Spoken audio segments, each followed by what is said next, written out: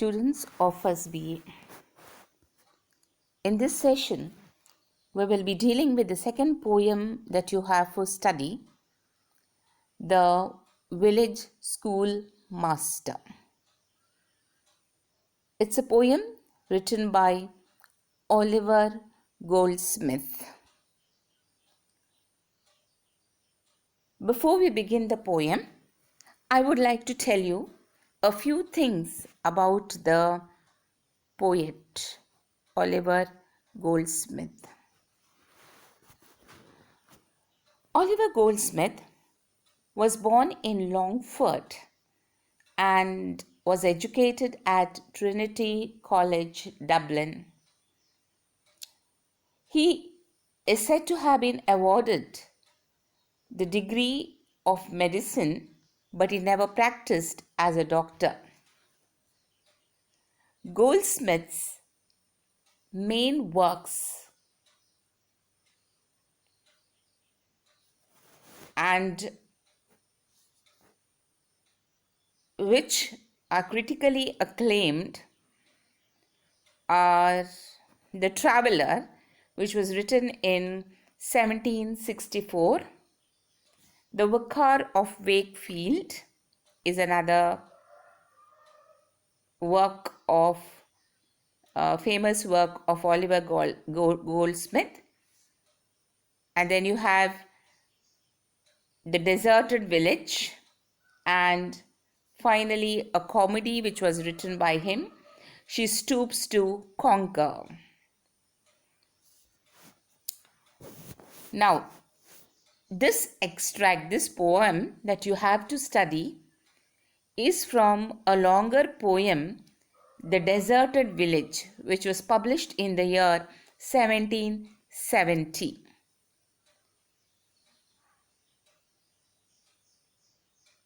So these are the main works of the poet Oliver Goldsmith. Now, in this poem, the village school master, the poet describes an abandoned school house, that is a school which is in a dilapidated condition. It is not being used anymore. There are no students anymore. But in the past, it was a noisy school, but it was led by a very strict, stern school master who could control these students because of his severe, stern character. And the poem describes how the children perceived him, or how the children, what the children thought about the school master. And this poem is a word picture about the schoolmaster and the fame of the schoolmaster, but the poet is sad because today the schoolmaster does not exist. Moreover, his fame also does not exist, and he feels very sad about it. Now, students, before we begin the poem, I would like to read out the poem first. And the schoolmaster is also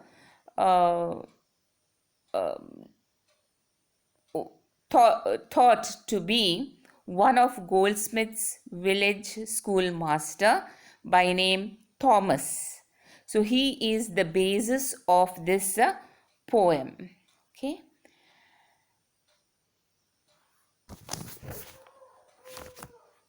Now let us go to the reading of the poem. In your textbooks, you can turn to page 56. Okay. So this is a poem of 26 lines. Besides yon straggling fence that skirts the way with blossomed firs, unprofitably gay, there in his noisy mansion, skilled to rule, the village master taught his little school. A man severe he was, and stern to view. I knew him well, and every trot knew. Well had the boding tremblers learned to trace the day's disaster in his morning face. Full well they laughed with counterfeited glee at his jokes, for many a jokes had he. Full well the busy whisper, circling round, conveyed the dismal tidings when he frowned. Yet he was kind, or of severe in aught. The love he bore to learning was in fault. The village all declared how much he knew. It was certain he could write and suffer too. Lands he could measure, terms and tides presage, and even the story ran that he could gauge in arguing too. The parson owned his skill, for even though vanquished, he could argue still. While words of learned length and thundering sound amazed the gazing rustics ranged around, and still they gazed, and still the wonder grew, that one small head could carry all he knew. But past all his fame, the very spot where many a time he triumphed is forgot. So this is a reading of the poem. Students, you will see that there are many difficult words also. You have the glossary for most of the words given in your text on page 57. As I go along, I will give you the meaning of the poem too, the meaning of the difficult words, and when I am teaching, I would like you to concentrate on an essay question that could be asked from this poem. The question will be, give a character sketch of the village school master. So you have to concentrate on the character sketch of the village school master. That is what we are going to focus on throughout the poem. Okay, there are other small questions or 5 marks questions that can be asked. So the questions could be, how did the students view their schoolmaster? Short question. Okay, again we are seeing the when we are writing about the character of the schoolmaster, we are writing about him based on the views of the students. So you can just concentrate on how the students viewed the schoolmaster, 1 point. The second, how the villagers or why the villagers respected the schoolmaster. Okay. So why was the schoolmaster held in great esteem by the villagers? So we are looking at the character of the schoolmaster from 2 points of view, from how the students saw him and how the villagers saw him.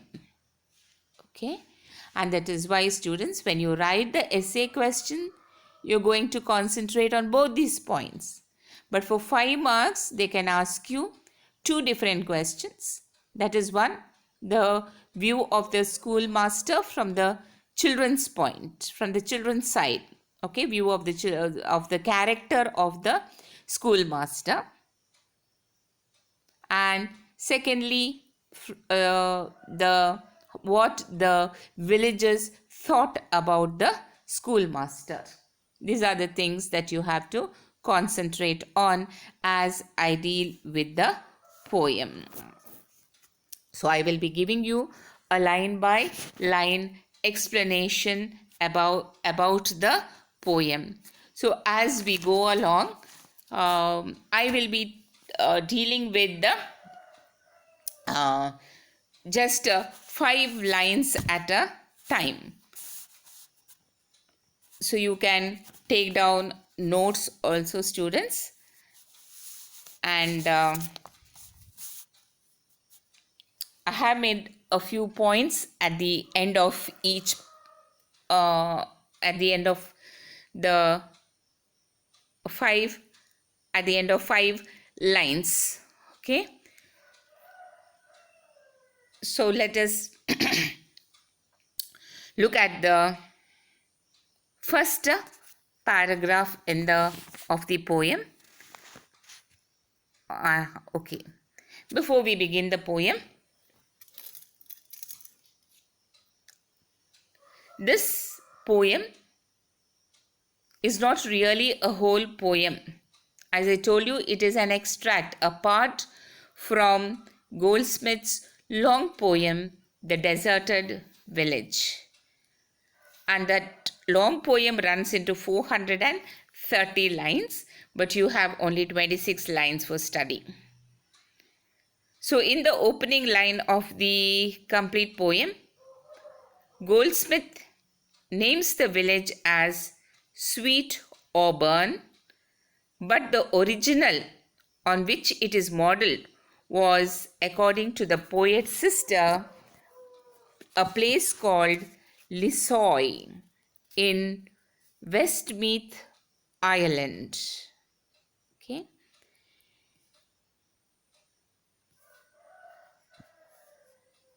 So the poet is talking about the school in which he studied when he was a boy of 6. Okay, he studied in a school called Lissoy in Westmeath in Ireland, and he's talking about the school in his village where he studied.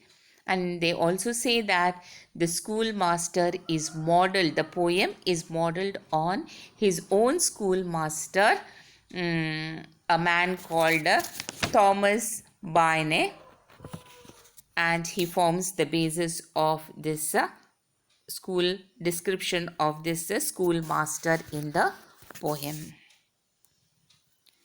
Now we shall go to the first 5 lines, students. Besides yon straggling fence that skirts the way, with blossomed firs unprofitably gay, there in his noisy mansion, skilled to rule, the village schoolmaster taught his little school. A man severe he was, and stern to view. I knew him well, and every traunt knew. In the first line, besides yawn. Yawn, there is. Yawn means there.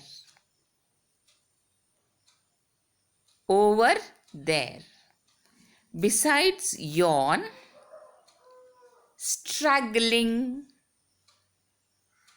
fence. Straggling, growing or spreading irregularly. So there is nobody to take care of the bushes, the shrubs that are growing around the school. The weeds, the fence that was grown round the school is growing. Okay, and it has a very abandoned look. Nobody is taking care of the school.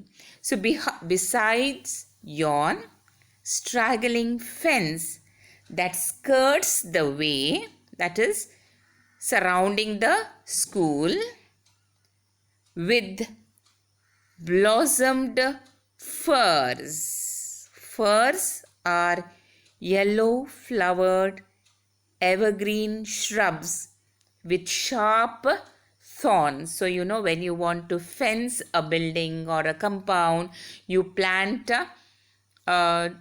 creepers or plants which have got thorns, so that people and animals do not enter that place. And here, what is happening? There are yellow flowers widely growing on the fence that is surrounding the school. Unprofitably gay. Happy. The flowers look happy, but unprofitably gay. What is this unprofitably gay? They are of no use. They might look happy, the flowers, but the fence is of no use today. Unprofitable. Okay, unprofitably gay. So this is the outer description of the school. The old school is surrounded by a fence made of yellow flowers and thorns, but it is just growing around the school. It is not well maintained, and it is a very sorry sight. Next, third line. There, in his noisy mansion, skilled to rule, the village schoolmaster taught his little school. There, in his noisy mansion,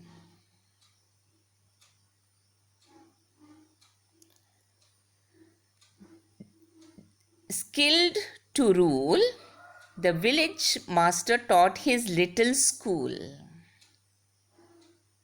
So here there are two opposite words. There, in his noisy mansion, and little school. A mansion is a large house. Okay, and in contrast to the large house is the little school.